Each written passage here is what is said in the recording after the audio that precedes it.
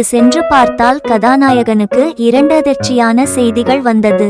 முதல் அதிர்ச்சியான செய்தி, கதாநாயகனை அந்த வீட்டிலிருந்தும் நிர்வாகத்தில் இருந்தும் வெளியே செல் என்று சொன்ன அந்த பெண் பாட்டியை பார்த்து, நீ எப்படி இவனுடன் இருக்கிறாய், நீ இன்னும் இறக்கவில்லை என்று கோபத்துடன் கேட்டாள். மற்றோர் அதிர்ச்சியான செய்தி, கதாநாயகன் காதலித்தத கதாநாயகி அந்த பெண்ணின் மகள் ஆவாள்.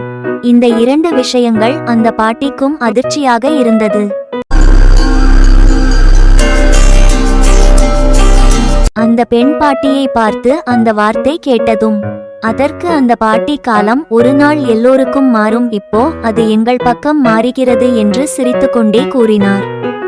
என்னை உன்னால் எதுவும் செய்ய முடியாது, இங்கு நான் வைத்ததுதான் சட்டம் என்று அந்த பெண் பாட்டியை பார்த்து திமிராக கூறினாள்.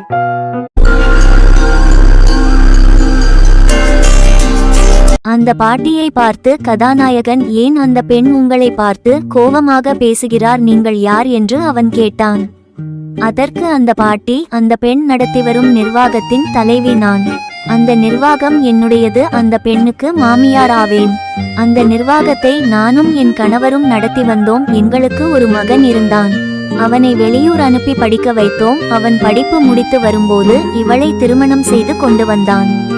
ஆனாலும் நாங்கள் மகன் மீது உள்ள பாசத்தால் அவளை ஏற்றுக்கொண்டோம். அவள் யார், எங்கு இருந்து வந்தவள், அவள் குடும்பம் எங்கு என்று எதுவும் எங்களுக்கு தெரியாது. அவளும் அதை பற்றி கூறவில்லை. சிறிது நாள் எங்களுடன் இருந்தாள். சில நாட்கள் கழித்து அவர்களுக்கு ஒரு மகள் பிறந்தாள். அந்த மகிழ்ச்சியில் நாங்கள் வாழ்ந்து வந்தோம்.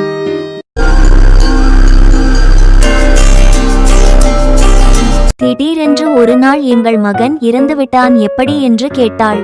அதற்கு அவள், உறங்கும் போது இறந்தார் என்று சொல்லிவிட்டு எங்களிடமிருந்து அனைத்தையும் பறித்து கொண்டு எங்களை வெளியே தள்ளிவிட்டாள். இந்த அதிர்ச்சியில் இருந்த என் கணவர் சில நாட்கள் கழித்து இறந்து போனார்.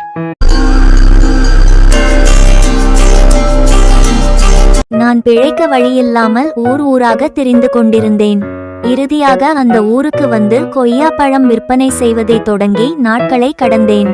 பிறகு உன்னை சந்தித்தேன், உன்னுடன் பழகினேன். இதான் நடந்தது என்று அந்த பாட்டி கதாநாயகனிடம் அவர்கள் கதையை கூறினார். தொடரும். To be continue. தொடரும். To be continue.